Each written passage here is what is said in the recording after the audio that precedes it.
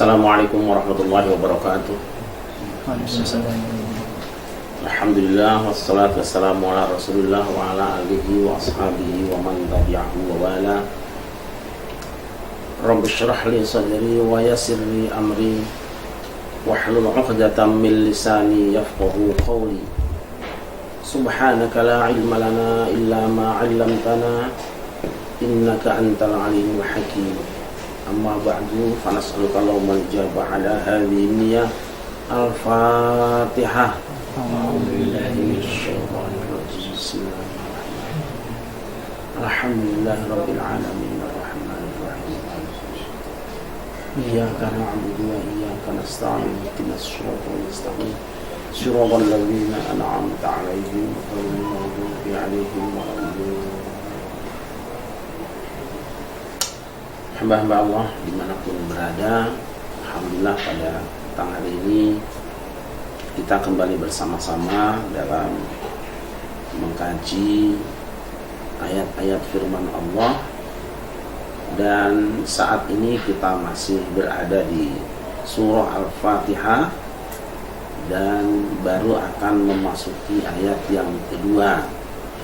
Sesungguhnya pada ayat pertama juga mungkin masih banyak hal yang belum disambit. Nanti kita coba akan memasuki ayat kedua, yaitu Alhamdulillahirabbil alamin.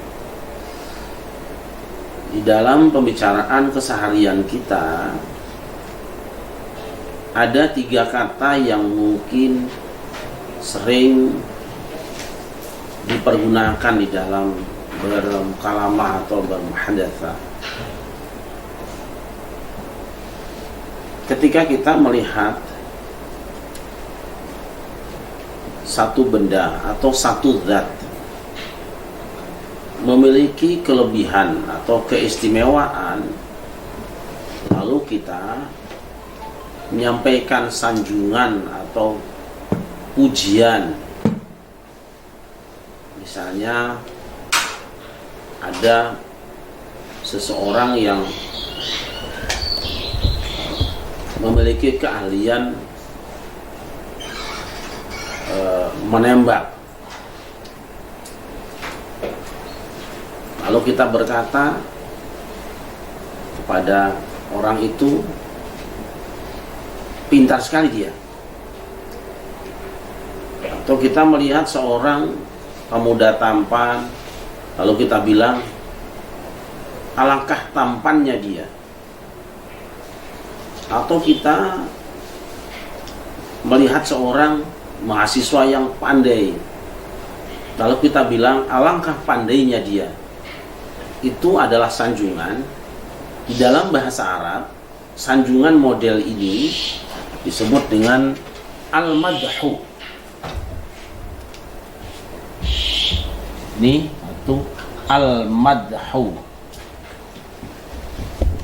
Bahasa kita biasanya madah. Dulu ada sastra atau puisi atau apa itu madah kelana, al-madhu, yaitu sanjungan seseorang atau pujian seseorang kepada satu zat yang memiliki kelebihan atau keistimewaan. Itu namanya al-madhu. Yang kedua, ketika kita menyaksikan misalnya Rifki ketika bangun tidur terus lari ke tempat santri, membangunkan santri dan diajak duduk, lalu diajak ngobrol bahasa Arab. Atau Arif ketika dia bangun kemudian mengajak teman-temannya untuk sholat berjamaah, lalu orang berkata, alangkah baiknya Rifki. Atau seperti itu, kita seseorang memberikan uang kepada orang lain, lalu kita bilang, alangkah baiknya orang tadi memberikan uang pada orang lain, memberikan manfaat pada yang lain. Nah, kita menyanjung orang tadi. sanjungan kita kepada Rifki yang mengajari anak-anak, sanjungan kita kepada Arif yang mengajak anak sholat berjamaah, sanjungan kita pada seseorang yang memberikan uang pada orang lain, itu kita sebut dalam bahasa Arab dengan as-sana'u. As-sana'u. Nah, as-sana'u, sana.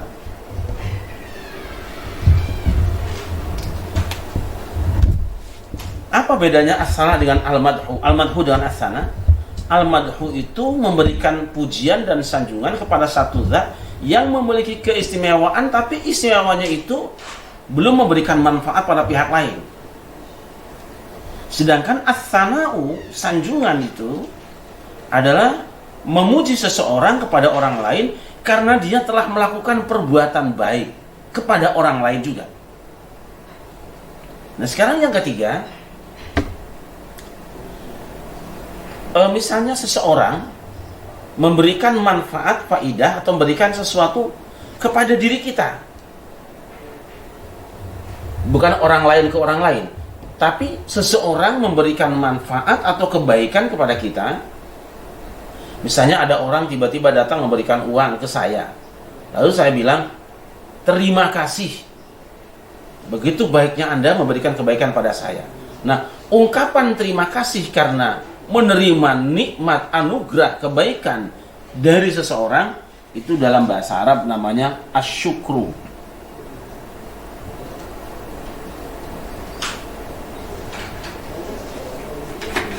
Syukru bahasa kitanya adalah syukur.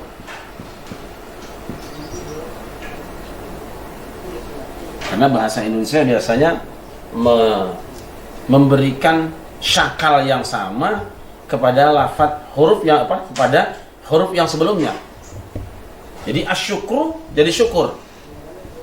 Tapi kalau sebelumnya sukun ini adalah fathah, maka semuanya fathah. Misalnya al-aqlu,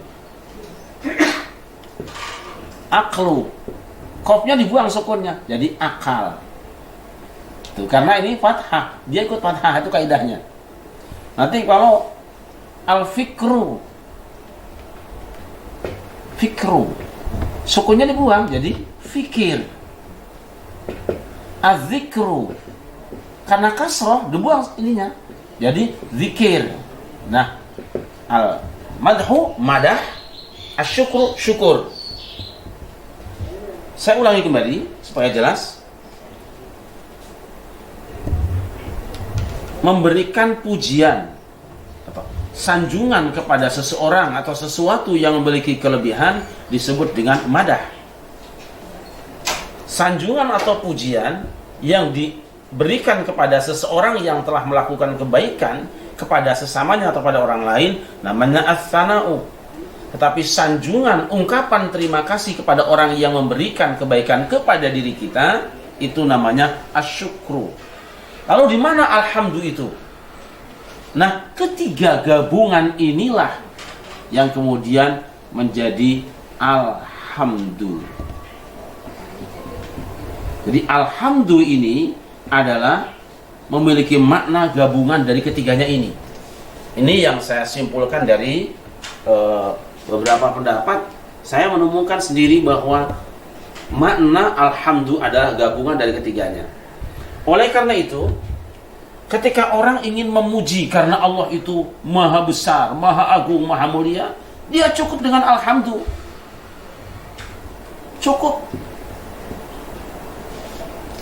Ketika orang ingin menyatakan, wah tadi Allah memberikan anugerah pada si anu, itu pertolongan Allah, wah luar biasa, kita cukup dengan alhamdulillah ditolong sama Allah itu. Untuk menyatakan as-sana'u cukup dengan alhamdu. Dan ketika kita ingin mengungkapkan rasa terima kasih kita kepada Allah karena dia senantiasa memberikan nikmat dan anugerah pada kita semua, cukup dengan alhamdu, tidak perlu dengan asyukru. Makanya lafaz alhamdulillah sebenarnya tidak butuh dengan wasyukrulillah, karena di dalam alhamdu sudah terkandung makna asyukru. Kita sering orang mendengar alhamdulillah, wasyukrulillah. Nah, itu sebenarnya tidak perlu. Itu ada pengulangan menjadi kalimat itnab. Itu apa namanya? Zikrul khas ba'dal am, itu jadi ijaz ya, jadi panjang, jadi ijaz. mengkhususkan syukurnya, padahal alhamdulillah itu sudah mencakup ketiganya. Karena itu maka ketika kita mengatakan alhamdulillah, tidak usah khawatir, semua suara hatimu, semua yang ada di benak dan pikiranmu untuk menyampaikan pujian bahwa Allah itu maha agung, maha mulia, maha murah, untuk menyatakan bahwa Allah itu memberikan nikmat pada makhluknya yang lain, dan Allah itu senantiasa memberikan nikmat padamu, tidak usah khawatir, dia sudah tercover di dalam alhamdulillah. Ini yang pertama. Sekarang lillahi. Kemarin kita sudah membahas bahwa lillah itu oleh sebagian ulama, dan saya cenderung ke sini, adalah mustaq dari kata al-ilahu yang bermakna al-ma'budu, yang disembah. Al-ma'bud, yang disembah. Kita masuk di sini.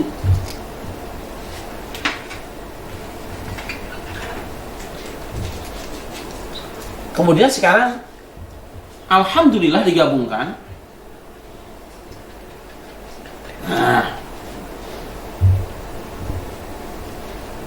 ini berjumlah 8 huruf.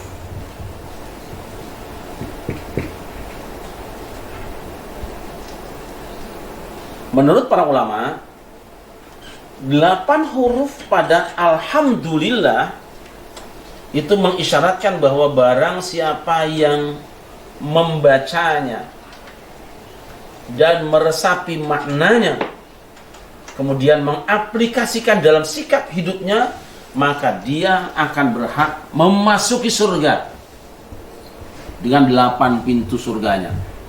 8 pintu surga. Dia akan memasuki 8 pintu surga. Dia akan masuk surga yang memiliki 8 pintu. Gitu loh.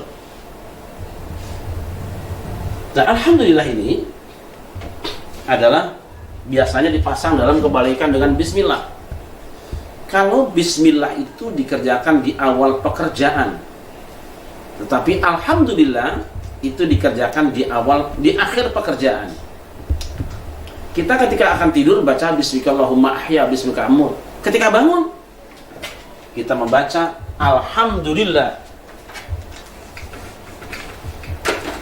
Alhamdulillah alladzi ahyana ba'dama amatana wa ilaihin nusyur. Alhamdulillah. Ini harusnya alhamdulillah sini. Alhamdulillahilladzi. Ini bangun tidur.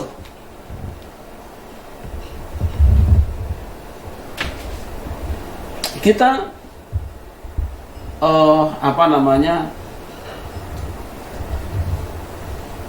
menang menghadapi musuh, diselamatkan, kita baca alhamdulillahilladzi najjana minal qaumidz zalimin.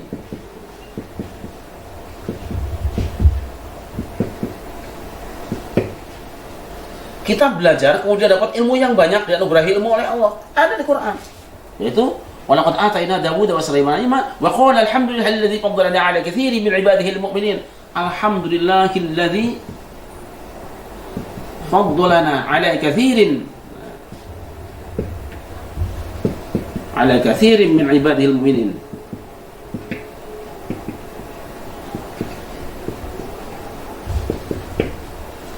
Bahkan nanti kita sampai masuk surga nih, alhamdulillah semuanya sudah ada di sini. Kita masuk surga, wa akhiru da'wahum alhamdulillahi rabbil alamin.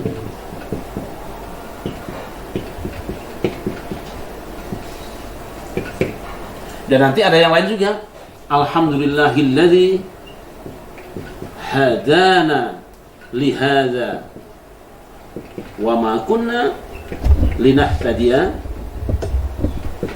laula an hadana Allah. Ini orang sampai di surga juga alhamdulillah itu loh. Dari dunia sampai di surga alhamdulillah. Dan kalau begitu berarti alhamdulillah itu sangat ampuh, betul sangat ampuh sekali. Kalau tadi isyarat para ahli hikmah mengatakan bahwa alhamdulillah yang 8 hurufnya itu menjadi pembuka pintu surga yang 8. Kita melihat saya menangkap ada keindahan lain. Apa? Satu, tadi kita sudah sepakat bahwa alhamdulillah itu adalah kalimat syukur. Tapi dia juga oleh Nabi dikatakan, ada hadis mengatakan afdhalul dzikri la ilaha illallah wa afdhalud du'ai alhamdulillah. Luar biasa. Sebaik-baik zikir afdhalul dzikri la ilaha illallah wa afdhalud du'ai alhamdulillah. Mungkin kalau sebahagian ada yang melihat tidak paham terjemahnya, mungkin diterjemahkan sebaik-baik zikir atau zikir terbaik adalah alhamdulillah, dan sebaik-baik doa adalah alhamdulillah. Ini rawahu Tirmidzi. Nanti bagi yang mau lihat, ini di Sunan Tirmidzi juz 5. Perhatikan, sebaik-baik zikir adalah la ilaha illallah, sebaik-baik doa alhamdulillah. Padahal tadi alhamdulillah itu adalah kalimat syukur. Kok sekarang juga bisa menjadi doa yang terbaik? Kenapa ini? Aneh. Dia disebut sebagai syukur tapi juga doa. Kenapa? Karena sebenarnya syukur itu adalah pintu yang bisa mendatangkan anugerah baru. Oleh karena itu, siapa mengucapkannya dengan jiwa penuh syukur, maka dia akan didatangkan anugerah yang baru selain yang kemarin. Itu sebabnya Allah mengatakan la in syakartum la azidannakum wa la in kafartum inna adzabi lasyadid. Sungguh jika kamu bersyukur, pasti aku akan tambahkan pada kamu, dan sungguh jika kamu kufur, maka siksaku sangat pedih.